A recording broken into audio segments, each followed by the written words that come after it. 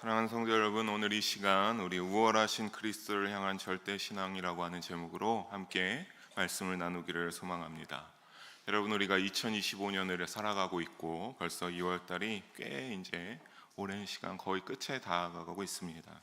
2025년을 살아가는 이 시대에 우리는요, 신약 이후의 시대를 살아간다라고 명명할 수 있겠습니다.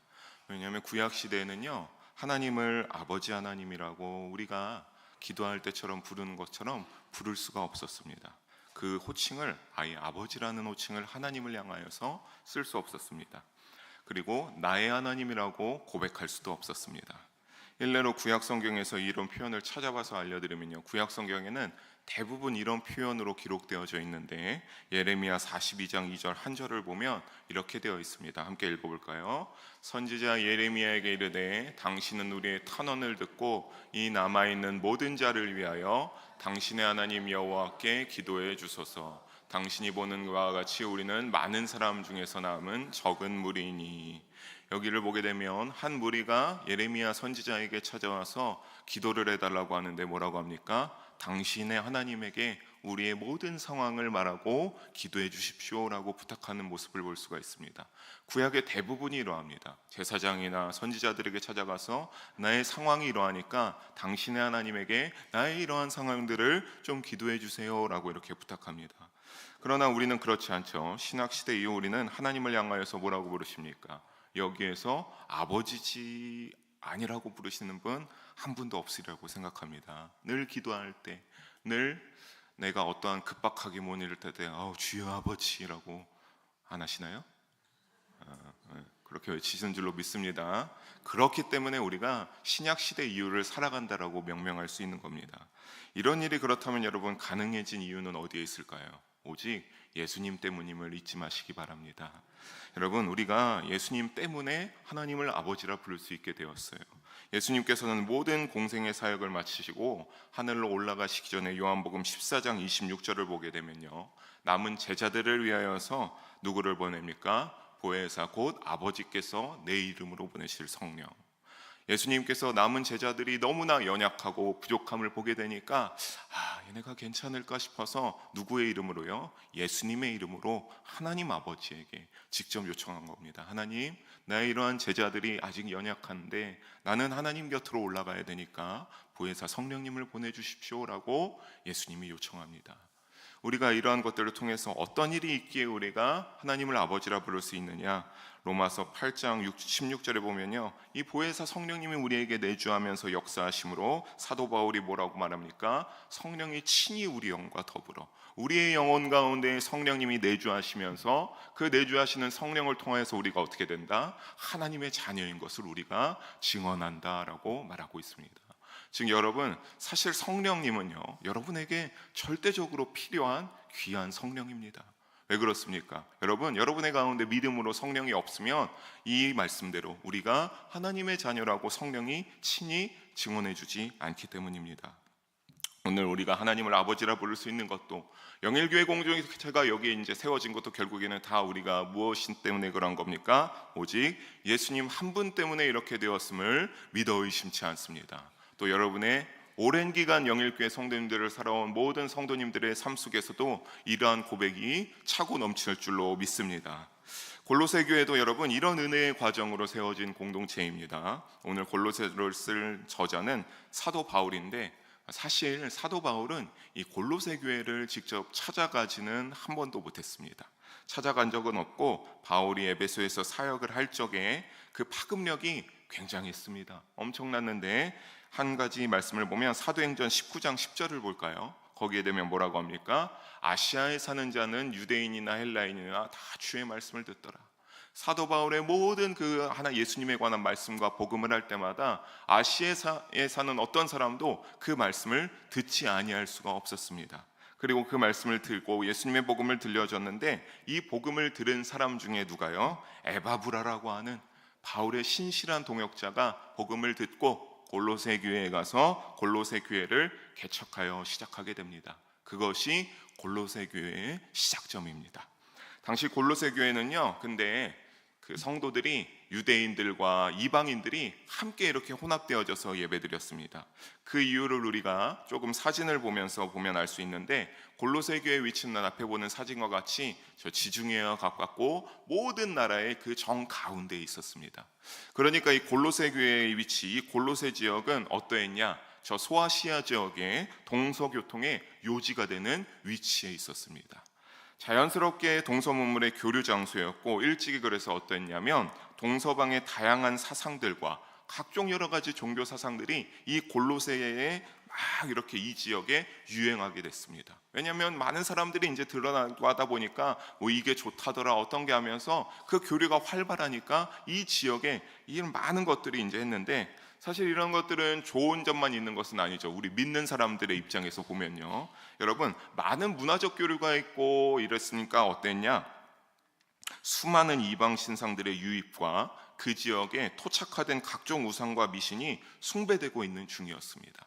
그러니까 그런 여러 가지 우상도 다양하게 많고, 그냥 그 우상만 있는 게 아니라 이 우상이 그 골로새 지역의 어떠한 오랜 관습과 묶여져서 새로운 또 우상이 만들어지고 하는 여러 그러한 우상의 미신 문화들이 이 골로새 지역에 차고 넘쳤습니다. 그러니까 골로새 교회가 얼마나 어려운 가운데 시작하여 개척을 한 것이겠습니까? 그래서 더군다나 골로새 교회 상황은 굉장히 어렵게 만들어졌습니다. 이러한 상황 때문에 특히 골로새 교회를 힘들게 하는 사상이 있었는데, 지도를 넘어가고요, 다음 자막에 보시면 바로 영지주의라고 하는 거였습니다. 이 영지주의가 참 이 골로새 교회를 공격하고 뒤흔들 정도로 너무나 힘들게 했습니다. 여러분, 여기에서 이 영지라고 하는 것은 다음 자막을 보면 어떤 것이냐? 영적 지식, 영적인 알미라는 뜻을 가지고 있습니다. 그러니까 이 영지주의는 무엇을 추구하느냐? 오직 교회의 가르침이나 전통 권위를 하는, 이제 가르치면 어떠하겠습니까? 예수님이 어떻게 말씀하셨다, 우리가 뭐 예수님을 어떻게 믿어야겠다, 이런 말씀들을 했겠죠. 근데 개인의 영적 지식과 알미 중요하다고 하다 보니까 그것들을 철저히 대항하기 시작합니다. 그러면서 그들에게 기초가 되는 사상이 하나 있었는데, 그것이 뭐냐? 바로 앞에 자막과 같이 이원론적 사상입니다. 이원론적 사상은 무엇입니까? 물질은 악하고 오직 영적인 거나 비물질적인 것만이 선하다라고 하는 사실입니다. 여러분, 물질주의는 악하다고 하는 거면 어떤 것이 되겠습니까? 우리의 모든 누리고 있는 것들이 결국엔 악하다고 하는 겁니다. 이 컵의 뚜껑도 악하다고 할 수 있는 거고, 이 그냥 우리가 보고 물질로 이렇게 만질 수 있는 건 다 악하다고 하는 겁니다. 다만 우리가 만질 수 없는 것, 왜냐하면 아까 영지가 뭐라고 했습니까? 영적인 알을 추구한다고 했잖아요. 우리가 알 수 없는, 우리가 어떻게 좀 만질 수 없는 것들을 선하고 되게 고귀하다라고 하는 그러한 것이, 이것이 바로 영지주의의 기초 사상이었습니다. 때문에 문제가 일어나게 되죠. 육체를 죄락시 여기며 영의 신비성만을 굉장히 강조했는데, 문제가 되는 것은 어떤 것이냐? 바로 누가 문제가 되겠습니까? 예수님이 누구의 몸을 입고 오신 것? 인간의 몸으로 이 땅에 오신 것이 그들에게는 참으로 문제가 되기 시작합니다. 왜냐하면 그들은 이 사실을 부인하면서 그저 사람처럼 보여진다는 다음 자막에 이 가연설을 주장했기 때문입니다. 이게 영지주의의 교리입니다. 그래서 이들은 예수님을 향하여 뭐라고 했나? 예수님의 몸은 우리와 같이 인간이 않다. 인간의 몸이 아니다. 왜냐하면 인간의 몸도 물질이기 때문에, 어떻기 때문에요? 악하기 때문에. 그렇기 때문에 예수님은 뭐다? 환상일 뿐이다. 인간처럼 보이는 환상일 뿐이다 라고 그렇게 가르쳤습니다. 그러면서 육신은 중요하지 않아서 이들은 또 어떻게 가르쳤냐? 네가 아무리 육신의 죄를 지어도 괜찮아, 너의 영혼만 깨끗하다며. 말이 안 되죠. 그러니까 이 영지주의의 많은 것들을 보면 굉장히 말장난스러운 것들이 많이 있습니다. 그래서 이러한 가르침으로 당시 예수님을, 골로새 교회가 많이 이제 막 예수님을 믿기 시작했잖아요. 그러니까 참으로 많은 성도들이 믿음이 흔들리기 시작하고 믿음의 교회의 근간을 흔들어 놓았습니다. 에바브라는 이 상황을 어떻게 했냐? 골로새의 어려움을 포함한 골로새에 감사했던 모든 상황을 사도 바울에게 보고합니다. 사도 바울은 이런 위험성을 캐치하게 되고요, 올바른 믿음 위에 골로새 교회 성도들을 세우고자 서둘러 편지를 쓰기로 시작하고, 그것이 바로 무엇입니까? 오늘 우리가 읽은 서신 골로새서입니다. 골로새를 향하여 쓴 사도 바울의 편지, 이것이 바로 골로새서입니다. 자막 안 띄워주셔도 됩니다. 이제 좀 끝났습니다. 네. 자, 먼저 골로새 교회를 향하여서 보면요, 1절에서 2절에서요, 여러분 인사를 하고요, 동역자인 에바불에 의해 골로새 교회에 복음이 전해진 사실을 3절에서 8절까지 사도 바울이 감사합니다. 이후 9절에서 12절에 복음에 합당하게 살아가며 교회의 색깔을 나타나며 살아가라 라고 하면서 기도하고, 그 기도를 마친 후에 바로 우리가 오늘 이제 장혜정 권사님이 읽어주신 이 본문이 이어지게 됩니다. 오늘 본문은 그리스도 예수님에 대하여서 바울이 아주 자세하게 여러분 알려주고 있습니다. 사도 바울이 여러 가지 어려운 상황을 속에서 예수님을 먼저 자세하게 알려줘야 된다라고 하는 것은 어떤 이유가 있는가? 바로 예수님에 대한 올바른 지식을 가지기 위해서인데, 여러분 우리 믿음의 삶 속에서도 그렇지만 이때 당시에도 이 골로새 교회 성도들이 아직 믿음이 연약했으니까, 그런 것처럼 이 예수님에 대한 올바른 지식을 가지게 되면 방해가 되는 적그리스도의 세력이라든가 어떠한 이념과 사상들에 흔들리지 않는 신앙을 가질 수 있기 때문입니다. 사도 바울이 그래서 예수님에 대하여서 아주 자세하게 다 알려주고 있는 것이 오늘의 본문입니다. 그 말씀이 오늘 나눌 때 여러분 예수님에 대하여 분명하게 알게 되는 우리 성도님들도 되시기를 주님의 이름으로 소망하고 축복합니다. 사도 바울이 골로새 교회에서 이제 본격적으로 예수님에 대한 지식을 전하기 시작하는데요, 가장 먼저 전하면서 교훈을 주는 내용은 무엇입니까? 우리 13절과 14절의 말씀 다시 한번 읽어보도록 하겠습니다. 그가 우리를 흑암의 권세에서 그 아들 안에서 우리가 속량 곧 죄사함을 얻었도다. 죄로 인해서 흑암 속에 죽어야만 했던 우리가 흑암에서 벗어나 구원을 받았다라고 하는 사실을 13절에서 먼저 알려주고 있습니다. 여기서 흑암의 권세는 어떤 거냐면 사단의 권세와 동일한 의미입니다. 그러니까 사단이 지배하는 세계를 의미합니다. 그곳엔 당연히 하나님이 없는 그러한 영역입니다. 우리가 이런 자리에서 건져내어져서 하나님이 사랑하는 어디로 옮겨졌습니까? 하나님 사랑하는 아들의 나라로 우리가 옮겨졌다. 그것이 바로 골로새 교회 너희다 라고 사도 바울이 기록했습니다. 중요한 것은 이게 흑암의 권세에서 하나님 사랑의 아들의 나라로 이렇게 옮겨졌다고 하는 사실이 굉장히 중요합니다. 왜냐하면 이제 더는 죄사함의 그 죄의 아래에서 죄의 종노릇을 더는 하는 것이 아니라 이제 예수님을 주인으로 모시는 그 그리스도 예수님의 종으로서 신분으로 옮겨졌기 때문입니다. 이것이 어떻게 가능해졌냐라고 사도 바울은 일러줍니까? 14절에 보면 우리가 속량 곧 죄사함을 얻었도다. 그 아들 안에서. 여러분 이 속량이라고 하는요, 이 종에 대한 좀 표현이에요. 만약에 내가 어떠한 종이 있는데 그 종을 조금 더 다른 나은 상황으로, 그러니까 좀 더 이렇게 말씀드리겠습니다. 내가 참 좋아했던 종인데 내 상황이 여의치 않아서 그 종을 결국에는 다른 사람에게 팔았습니다. 근데 내가 아무리 생각해도 이 종을 다시 데리고 오고 싶어요. 그러면 어떻게 해야 되나? 내가 받은 돈이 있고 뭐가 있으니까 내가 돈을 줘야겠죠. 아니면 내가 그 사람에게 이 종을 팔았는데 이 종에게 자유를 허락하고 싶다. 그러면 그 대가를 지불해야 됩니다. 앞에 자막과 같이 몸값을 지불하고 속박해서 그래서 구해낸다라고 하는 이런 뜻이 속량 가운데 있습니다. 그런데 바로 이것을 우리가 어떻게 주셨다라고 하는 겁니까? 14절을 다시 보면 예수님께서 우리를 죄의 종에서 속량해 주셔서 빚된 종으로 예수님의 종으로 옮겨주셨다라고 하는 사실입니다. 그 대가를 예수님이 치러주신 것이죠. 만약 여러분들이 죄의 대가를 치러야 한다라고 하면 어떻게 해야 되는지 아십니까? 우리 레위기 17장 11절의 말씀 한번 읽어보겠습니다. 함께 읽어봅니다. 육체의 생명은 피에 있음이라 내가 이 피를 너희에게 주어 생명이 피에 있으므로 피가 죄를 속하느니라. 아멘. 육체의 생명이 어디에 있다고요? 피에 있다. 근데 생명이 피에 있으므로 피가 죄를 속한다라고 알려주고 있습니다. 여러분이 내가 죄인이라는 것을 깨달았습니다. 여러분이 죄인이라는 걸 막 깨달았어요. 그럼 어떻게 해야 되느냐? 당장 그 자리에서 여러분의 목숨을 끊어야 여러분의 죄가 용서함 받는 겁니다. 이게 이 레위기 17장 12절의 말씀입니다. 그래야지만 나의 죄가 용서받을 수 있다라고 하는 거죠. 여러분 하실 수 있겠습니까? 여러분 죄인인 거 다 아시잖아요. 당장 오늘 내가 죄인 내 손목을 그을 수 있겠느냐라고 하는 겁니다. 그래야지만 원래 용서받을 수 있는 거예요. 그렇지 않고선 절대 용서받을 수 없습니다. 근데 이것을 누가 대신하신 겁니까?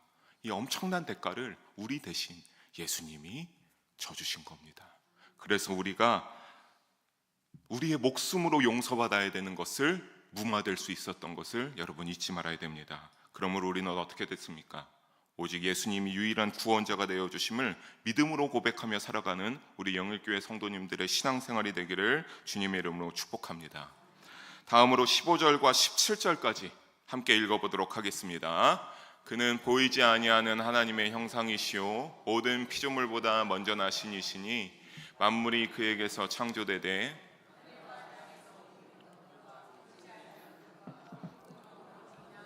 들이나 통치자들이나 권세들이나 만물이 다 그로 말미암고 그를 위하여 창조되었고 또한 그가 만물보다 먼저 계시고 만물이 그 안에 함께 섰느니라. 아멘.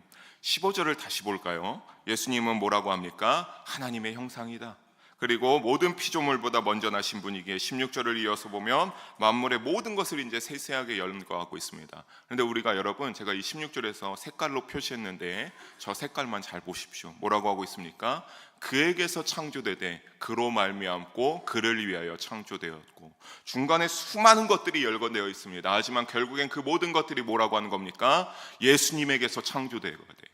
예수님으로 말미암고 예수님을 위하여 창조되었다라고 알려주고 있습니다.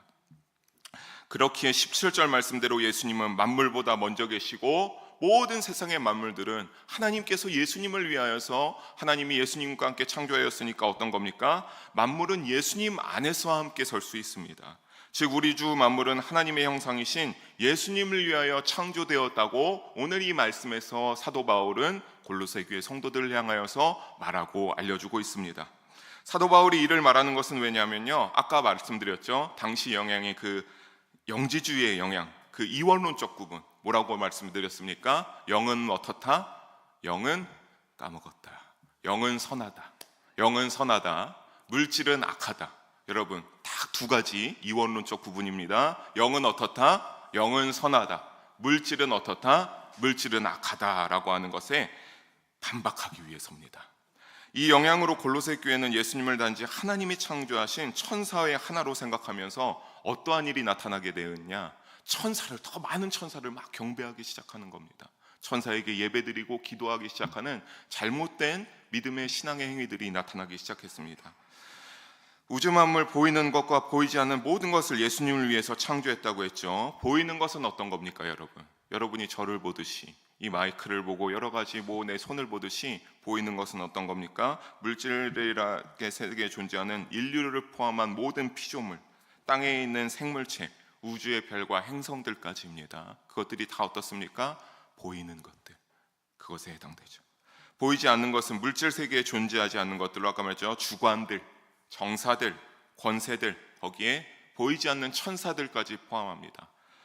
고로 이것들 전부 누구를 찬양하고 경배해야 된다고 하는 겁니까? 하나님의 형상이신 그리스도 예수님을 경배하며 하나님과 예수님을 향해 영광과 존귀와 찬양을 올리는 데 목적이 있다고 사도 바울은 알려주고 있습니다. 오직 하나님의 형상이신 예수님만이 우월한 경배의 대상이 나는 우월한 존재라고 고백하는 우리 살아가는 신앙이 되어야 함을 명심하기를 주님의 이름으로 부탁드리겠습니다. 만물의 주인이 되시는 예수님을 향해서 사도 바울은 또 말합니다. 우리 18절부터 19절까지 함께 읽어보도록 하겠습니다. 그는 몸인 교회의 머리시라. 그가 근본이시오 죽은 자들 가운데서 먼저 나신 이시니 이는 친히 만물의 으뜸이 되려 하심이요 아버지께서는 모든 충만으로 예수 안에 거하게 하시고. 아멘. 모든 교회의 공동체가 무엇이 된다고 18절에 말합니까? 머리가 되어야 된다. 18절 다시 보면 교회의 머리시라 그가 근본이시다라고 합니다. 그리고 19절에 그 예수님으로 인하여 하나님은 어떻게 한다라고 합니까? 충만하게 하셨다라고 말합니다. 여러분, 공동체 안에서 우선시돼야 될 것은 당연히 우리 영일교회 공동체 찬양대도 있고 여러분 많이 예배드리고 있죠. 2층에도 있는데 여러분 참 중요한 사람들입니다. 여러분의 영혼 하나님 앞에 참 귀한 영혼들임을 믿어 의심치 않습니다. 그렇지만 공동체 안에서 여러분 무엇보다 가장 먼저 우선시되어야 할 것은 무엇입니까? 예수 그리스도이십니다. 그리스도 예수님이십니다. 예수님은 머리가 되셔서 모든 것의 근본이 되시며 근본이 되는 이유는 뭡니까? 바로 18절 후반에 나오죠. 죽은 자들 가운데서 먼저 나사 만물의 으뜸이 되셨기 때문입니다. 만물의 으뜸이 되셨다. 친히 만물의 으뜸이 되셨다. 이것을 우리가 문맥적 표현에만, 죽은 자들 가운데 먼저 났다라고 하는 이러한 느낌으로 문맥적 표현에만 집중하면요, 조금 의문이 생길 수 있습니다. 왜냐하면 여러분도 잘 아시겠지만 예수님이 죽은 자 가운데 만물의 으뜸으로 가장 으뜸 첫 번째로 죽은 자 가운데서 부활하셨냐라고 할 때 그건 아니죠. 예수님은 공생의 기간 가운데 예수님이 많이 부활시켜준 사람들이 있지 않습니까? 대표적으로 조금만 말하면 나사로도 있고요. 그리고 회당장의 딸 야이로, 회당장 야이로의 딸도 예수님이 어떻게 하셨습니까? 죽었으나 부활시켜 주셨죠. 나사로는 심지어 죽은 지 사흘이 됐음에도 불구하고 나오라고 하셔서 부활하셔 주셨고, 회당장의 딸 야이로 역시, 회당장 야이로의 딸 역시 굉장히 병세가 약하여서 이미 죽었습니다. 하지만 예수님이 가서 그를 다시 죽음에서 건져내사 살아나게 하여 주셨죠. 우리가 이런 시간적 순서로만 본다고 한다면 예수님이 으뜸이 되십니까? 아니죠. 수없이 예수님을 통하여서 죽음에서 미리 살아났던 자들이 있었으니 그들이 으뜸이 되는 게 시간적 순서로는 맞습니다. 그렇다면 우리가 이 만물의 으뜸이 되신다라고 하는, 죽은 자가들 가운데 예수님이 으뜸이 되신다라고 하는 표현은, 그 뜻은, 진정한 의미는 어디에서 찾아볼 수 있는가? 바로 베드로전서 1장 3절의 말씀입니다. 우리 함께 색깔로 표시한 곳만 함께 읽어봅니다. 예수 그리스도를 죽은 자 가운데서 부활하게 하심으로 말미암아 우리를 거듭나게 하사 산 소망이 있게 하시며, 아멘. 여기에서 진정한 의미를 찾아볼 수 있죠. 하나님이 예수님을 어디에서요? 죽은 자 가운데서 유일하게 부활하게 하셨다. 여러분, 그들도 부활하게 하셨지만 여러분 나중에 보십시오. 그들 끝까지 예수님처럼 하나님 나라에 가서 살아있다라고 하는 기록들이 있습니까?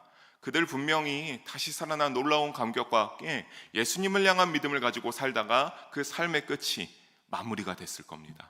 예수님은 다르죠. 예수님은 죽은 적이 없으시죠. 돌아가신 적이 없죠. 그 몸 그대로 십자가에 달려 돌아가셨으나 다시 부활하셔서 어디로 올라가셨습니까? 하나님 우편으로 올라가셨습니다. 즉 으뜸이 됐음, 먼저 났음의 진정한 의미는 무엇입니까? 부활의 첫 열매가 되었음을 말하고 있습니다. 사도 바울이 이와 같이 말한 이유는 당시 골로새 교회에 예수님을 육신으로 와서 부정하고 있기에 예수님도 말고 구원을 위해서는 다른 것이 더 있어야 한다고 거짓 교사들이 가르치면서 주장했기 때문입니다. 그들은 그래서 무엇을 가르치셨냐면요, 더 율법을 지키라고 강조했습니다. 이런 율법들 여것들이 있는데 이만큼 지켜서 이것도 더 지키면서 살아가야 돼 라고 강조하기 시작했고, 그리고 또 어떻게 했냐, 너의 욕구를 더 신실해지기 위해서, 너 영혼이 더욱더 성장하기 위해서 금욕해라, 더욱더 금욕해라 라고 금욕을 강조했습니다. 그리고 아까 말씀드린 대로 예수님을 누구처럼 여겼다 그랬죠? 천사처럼 여겼다고 했으니까 더 많은 천사들을 우리가 경배하고 예배드려야 된다라고 가르치기 시작했습니다. 하지만 사랑하는 성도 여러분, 우리는 만물의 근본이요 머리가 되시는 예수님 안에만 거해야 충만해짐을 잊지 마시기를 바랍니다. 오직 예수님 안에 있어야지만 우리가 충만해집니다. 사도 바울이 충만해진다라고 기록한 것은 왜냐하면 그 다른 어떤 걸로도 우리가 믿음이 충만해지고 자라고 더욱더 깊어질 수가 없다는 것을 말하고 있기 때문입니다. 천사도 예수님을 위해 났고 아무리 금욕하고 율법 준수한다고 구원을 받습니까? 아니요, 구원받지 못합니다. 어떤 것도 구원받는 다른 요소들은 사실 있지가 않아요. 세상 가운데 내가 살아가는 대로 살면서 선한 행위를 해서 구원받는다? 그것도 구원해 주지 못합니다. 분명하게 말하고 있습니다. 우리 보면은 예수님 안에서만 거해야지만 구원받고 첫째이신 예수님으로만 구원받을 수 있습니다. 아무리 우리가 그렇게 건강하게 살아도 결국에는 여러분의 몸이 어떻습니까? 우리가 삶을 살다가 우리의 목이 달아나게 되면 우리가 더 생명을 유지할 수가 있을까요? 생명을 유지할 수가 없죠. 근데 오늘 말씀에 예수님은 무엇이 되신다고 합니까? 만물의 근본이요 머리가 되신다라고 합니다. 그러니까 우리가 부활에 유리하며 첫째이신 예수님으로만 우리가 구원받을 수 있다라고 하는 사실입니다. 여러분, 조화롭게 생명을 유지하기 위해서는 우리가 늘 누구와 동행해야 되겠습니까? 머리가 되시는 예수님과 동행해야 될 줄로 믿습니다. 이를 알고 오직 머리 되시는 예수님과 신실한 믿음으로 절대적으로 동행하시는 여러분의 신앙생활이 되기를 주님의 이름으로 축복하고 권면합니다. 만물의 근원 머리 되신 예수님이 우리에게 그렇게 하면서 주신 샬롬의 선물이 있습니다. 우리 20절과 22절의 말씀 함께 읽어보도록 하겠습니다. 그의 십자가의 피로 화평을 이루사 만물 곧 땅에 있는 것들이나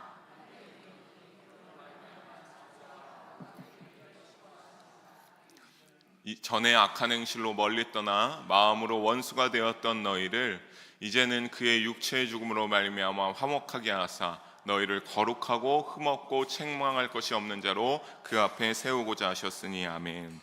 20절을 다시 보면 부활하시면서 십자가의 보혈의 능력으로 무엇을 이루어 주셨다고 합니까? 만물의 모든 것과 화평을 이루게 하셨다는, 이것이 바로 우리에게 주시는 예수님의 샬롬의 선물입니다. 이를 또 누가 기뻐하십니까? 하나님께서 기뻐하십니다. 이를 통하여 화목하고 화평할 수 있게 되기를 하나님께서 기뻐하십니다. 여러분, 사실 21절의 말씀처럼 우리는 어떠했습니까? 우리는 사실 하나님과 원수 관계에 있었습니다. 우리의 어떤 것 때문에요? 악한 행실 때문에. 여러분 구약 성경 잘 이렇게 읽어보시면, 그리고 성경의 모든 것들을 잘 읽어보시면요, 성경 가운데 하나님이 먼저 우리를 원수 삼으신 적 한 번도 없습니다. 늘 하나님은 여러분에게, 우리에게 더 주기를 원하셨죠. 감당할 수 없는 사랑으로 늘 베풀어 주셨습니다. 일례로 출애굽할 때를 살펴볼까요? 어떠했습니까? 사랑하는 이스라엘 백성들이 밤에 잘 때 춥지 않도록 불기둥으로 그들을 따뜻하게 해주시고, 열심히 낮에 걸어갈 땐 또 어떻게 했습니까? 아유, 너무나 힘들겠다. 구름기둥으로 뜨거운 빛을 가려주시고, 또 어떻게 했습니까? 예수님, 주님, 하나님, 우리 고기가 좀 먹고 싶습니다. 그냥 참 메추라기를 날라오게 해서 그들 가운데 떨어지게 해서 고기를 먹을 수 있게 하세요. 또 먹을 것이 없다라고 하니까 만나도 허락하시고, 하나님 너무 목이 말라요 하니까 또 어떻습니까? 물을 공급해 주시죠. 그러다가 또 누구까지 줍니까? 그럼에도 사실 하고 정신을 못 차리죠. 그럼에도 불구하고 예수님이 너무 홍수로 인해서 심판도 하시고 하지만, 그러다가 안 되니까 마지막에 자신의 아들까지 주지 않으셨습니까? 한 번도 그러지 않으셨어요. 다만 악한 행실, 인간의 악한 행실이 문제였죠. 인간의 악한 행실이 참 문제였습니다. 일방적으로 하나님과의 관계를 늘 인간이 끊어버렸죠. 자신들의 그러한 기분 때문에, 자신들의 욕구 때문에, 감정 때문에 하나님을 원망하고 하나님을 가까이 하지 않았습니다. 참으로 받은 것이 많은 것에도 감사할 줄 몰랐죠. 어떠했습니까? 너무나 덥고 걷다가 그렇게 해도 짜증나니까 뭐라고 합니까? 다시 애굽으로 돌아갈 걸. 이게 뭐 하는 짓이냐? 이게 우리가 애굽의 광야에서 뭐 하는 짓이냐라고 하고, 또 어떠했습니까? 모세가 시내산으로 하나님과 시간을 가지러 갔을 때 어떻게 했습니까? 너무나 안 내려오니까 기다리지 못해, 안 되겠다, 금부치를 다 모아가지고 금송아지를 만들어서 뭐라고 합니까? 이게 오늘부터 우리의 하나님이다. 하나님을 그렇게 떠나가고 원수가 되어서 우상을 섬기는 일. 여러분, 우리가 이것을 가만히 보면 우리라고 다르겠습니까? 죄송하지만 우리도, 여러분도 그때 그 사람들과 다를 바가 없어요. 내 기분이 중요하고 하나님께 늘 입으로는 감사합니다, 받은 게 많아요, 하나님께 영광을 돌립니다 라고 하면서 뒤돌아서면 내 기분이 마음에 안 들면 뭐가 어떻고. 여러분, 이것을 좀 잊지 마시기를 주님의 이름으로 권면합니다. 왜 그렇습니까? 우리 다 죄인, 원죄의 속성을 가지고 있기 때문이에요.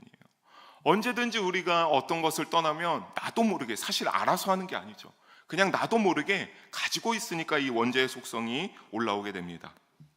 그래서 하나님께서는 이 단절될 수밖에 없었던, 늘 하나님과 맺었던 언약을 인간이 파기하고 범죄했기 때문에 하나님과 단절될 수밖에 없었는데, 이를 아시고 22절의 말씀에 어떻게 하신 겁니까? 예수님을 어떻게 해요? 화목제물로 삼으사 그의 육체의 죽음으로 우리를 거룩하고 흠이 없고 책망할 것이 없는 사람으로 자기 앞에 세우고자, 하나님 앞에 세우고자 하셨다 합니다. 사도 바울이 이를 말하는 이유는요, 당시 거짓 가르침으로 예수님을 인정하지 않으면서 하나님이 이렇게 만드신 화평을 깨트리고 다시 어떻게 하겠습니까?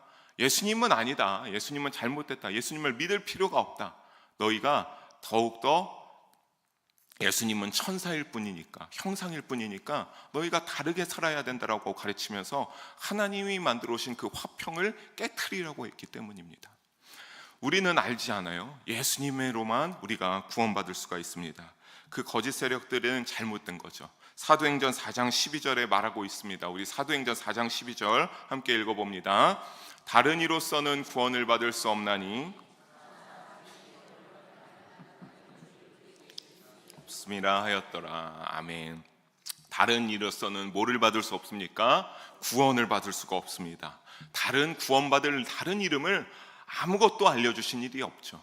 오직 누구로만요? 예수님으로만 우리가 구원을 받을 수 있음을 여러분 잊지 말아야 될 줄로 믿습니다. 이것이 진리입니다. 이것이 복음이죠. 우리가 오직 예수님으로, 그분이 흘리신 그 십자가의 보혈의 능력으로만 여러분이 구원받아 하나님 나라의 영광에 참여할 수 있다라고 하는 사실입니다. 우리가 사실 이것을 늘 기억하면 더욱더 겸손해질 수밖에 없죠. 저 십자가를 볼 때마다 내가 왜 그랬을까? 내가 어떻게 이렇게 죄가 많을까? 내가 어떻게 이렇게 하나님을 감사하면서도 그렇게 살지 못할까는 나의 모습을 깨닫지 않을까 생각됩니다. 오직 그리스도 예수님의 십자가와 그 보혈의 능력으로만 하나님과 화목해지고 예수님을 인하여 우리는 거룩한 자가 되어 하나님 앞에 설 수 있다는 사실을 잊지 마시기 바랍니다. 그러니 절대 예수님 안의 신앙에서 멀어지지 않는 신앙으로 평화의 복을 누리기를 주님의 이름으로 간절히 소망하며 축복합니다. 사도 바울은 결론지어 말합니다. 우리 마지막 23절 함께 읽어보겠습니다. 만일 너희가 믿음에 거하고 터 위에 굳게 서서 너희들은 바 복음의 소망에서 흔들리지 아니하면 그리하리라. 이 복음은 천하 만민에게 전파된 바요 나 바울은 이 복음의 일꾼이 되었노라. 아멘. 이 한 절의 말씀을 보면 아주 사도 바울이 이제 어떻게 살아야 될지를 그 영적 교훈을 잘 일러주고 있습니다. 그 교훈의 믿음에 따라 우리가 어떠한 믿음을 가지고 어떠한 믿음으로 우리가 이렇게 행동하면서 살아가야 될지를 이 말씀 가운데 사도 바울이 잘 결론지어 말합니다. 우리가 이제 제가 색깔을 세 가지로 했는데 다음 자막에 보면 첫째로 뭡니까? 첫째, 믿음 안에 거해야 된다라고 하는 겁니다. 여러분, 믿음에 거한다고 하는 이 거하고는요, 원어에서 뜻을 보면 계속해서 머물러야 한다라고 하는 의미를 가지고 있습니다. 그러니까 어떠한 상황이 있어도 믿음 안에 어떻게 위해서 나가야 되는 겁니까? 믿음 안에 늘 이렇게 거하기 위해서, 이렇게 다른 길로 가려고 하는 것이 아니라, 우리가 근데 또 이제 좀 허튼 생각이 들 수도 있죠. 그렇죠? 허튼 생각이 들 수도 있습니다. 하지만 그런 것을 갖다가도 다시 어떻게든 이게 아니지, 계속 믿음 안에 흔들림 없이 믿음 안에서 예수님을 향한 신앙으로 지속적으로 살아야 함을 강조하는 것, 이것이 23절 첫 번째 믿음 안에 믿음에 거해야 한다라고 하는 겁니다. 둘째, 이 믿음으로 어떻게 알아? 터를 굳게 잡아 서 있어라 라고 합니다. 여기서 터는 당연히 누구겠습니까? 바로 그리스도 예수님이신 줄로 믿습니다.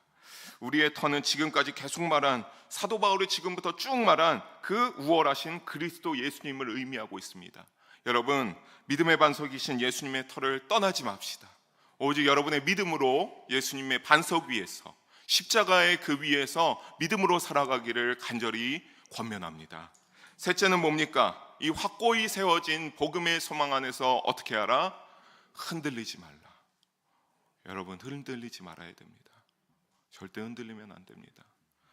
여러분, 여기서 복음의 소망은 바로 이 그리스도 예수님과 함께하는 왕국에서의 영생입니다. 이 소망이 여러분 가운데 없어지지 않기를, 늘 무엇보다 중요하기를 주님의 이름으로 소망합니다.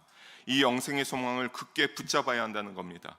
그리고 이것은 사도 바울은 23절 다시 보면 뭐라고 합니까? 누구에게도 제한되지 않았다. 누구에게도 제한되지 않고 이 복음은 천하 만민에게 전파된 바요. 그래서 오늘 우리가 이렇게 예배드리면서 이 귀한 복음을 듣고 있는 것 아니겠습니까? 그리고 저는 당연히 여러분의 마음 가운데 예수님을 향한 믿음이 있는 줄로 믿습니다. 어떤 것 때문에 그럽니까? 이 사도 바울의 말한 대로 이 복음은 천하 만민에게 전파된다요.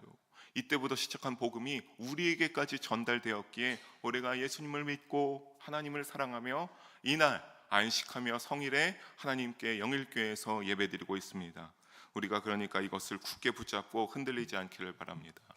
사도 바울도 여러분 끝까지 이것을 붙잡히지 않았죠. 사도 바울이 고백하지 않습니까? 나도 이것을 통하여서 복음의 일꾼이 되었다. 사도 바울 얼마나 괴롭힌지 아십니까? 믿는 그리스도인들을 열심히 갔다가 감옥에 가두기를 하고 때리기도 하고 괴롭히고 붙잡으러 얼마나 열심히 다녔습니까? 사도 바울이 바울이 되기 전에 사울일 때 스데반 집사님 붙는 그 성경의 구절을 읽어보시면 마땅히 죽었어야 됐다라고 합니다. 저 사람 잘 죽었다, 스데반 집사 잘 돌맞아 죽었다라고 합니다. 근데 그가 나중에 열린 복음으로 우월하신 예수님을 만나고 나서 이게 잘못되었구나, 내가 얼마나 잘못 살았나라고 하면서 그것을 따라서 어떻게 한 겁니까? 그 예수님을 만나는 믿음으로 내가 복음의 일꾼으로 살아가고 있다라고 고백하고 있습니다. 왜 이렇게 말하냐면 당시 골로새 교회를 향한 거짓 가르침에는요, 모두가 이렇게 열린 복음을 너희가 믿음이 생길 수 있다고 하지 않았습니다. 어떠한 일정한 엘리트들만 더욱더 영적으로 깊어질 수 있다라고 하고, 나머지는 아무리 믿음으로 기도하고 영적 생활을 해도 이렇게 말했습니다. 너는 거기까지야. 너는 엘리트가 아니기 때문에. 그러니까 사도 바울이, 나 역시 사도 바울도 얼마나 엘리트였습니까? 근데 그런 것 제외하고 누구나 이 복음으로 받을 수 있다라고 해서 이와 같이 권면하고 있습니다. 사랑하는 성도 여러분, 우리가 참 어려운 시대를 살아가고 있습니다. 지금 참 어려운 시대죠. 우리 주동관 장로님 기도해 주신 것처럼 그러한 상황들도 어렵고 생각지 못한 자연의 상황들도 참 어려운 시대입니다. 또 종말의 때를 지나기고 있기도 하고요. 우리가 특히 물질 만능주의와 참 편리한 삶을 살아가고 있는데, 이 소셜 네트워크의 발전으로 인하여서 어떠한 일들이 일어나고 있냐면 굉장히 서로 치열해지고 경쟁이 극대화되었죠. 여러분, 한 가지 일례로 호캉스라는 거 아셨습니까? 호캉스라는 게 왜 유행하기 시작하냐면, 누군가 호텔 가서 기막히게 놀고 소셜 네트워크에 올리니까 거기에서 어떤 겁니까? 이야, 쟤도 저렇게 하네. 와, 나는 왜 이렇게밖에 못 살아 하면서 박탈감을 느끼기 시작하면서 너도 나도 돈을 좀 먹고 여유가 되면 호텔 가서 즐기고 놀고, 그냥 즐기고 놀고 시간 보내고 오면 되잖아요. 나도 찍어 올려야지. 열심히 찍어서 아주 그냥 올리죠. 근데 이것을 가만히 제가 묵상하면서 생각하다 보니까 얼마나 이게 사단의 권세 아래 사용되고 있습니까? 그것을 통하여서 왜 나는 이거밖에 안 되지? 자존감이 바닥을 치고, 그러다가 너무나 흥청망청 쓰다가 결국에는 회복할 수 없는 상태가 되어서 극단적 선택을 하는 경우도 요즘 오늘 시대, 특히 대한민국에 얼마나 많이 있습니까? 사랑하는 여러분, 어려운 시대 가운데도 그러나 사도 바울은 외치고 있습니다. 누구를 보면서 살아라? 우월하신 예수님을 바라봐라 라고 우리에게 아주 자세히 알려줬습니다. 여러분, 우리의 믿음 가운데 사도 바울의 오직 예수님 말고 다른 이름이 없다는 외침이 여러분의 믿음 가운데 귀한 울림이 되기를, 전달되기를 소망합니다. 본문 속 사도 바울의 외침에 따라 우월하신 그리스도 예수님이 구원의 길이 되심을, 또 우리의 치료자요 위로자가 되심을 절대 신앙으로 고백하시어 흔들리지 않는 신앙생활을 살아가는 우리 모든 영일 성도님들 한 분도 빠짐없이 되기를 주님의 이름으로 축원합니다.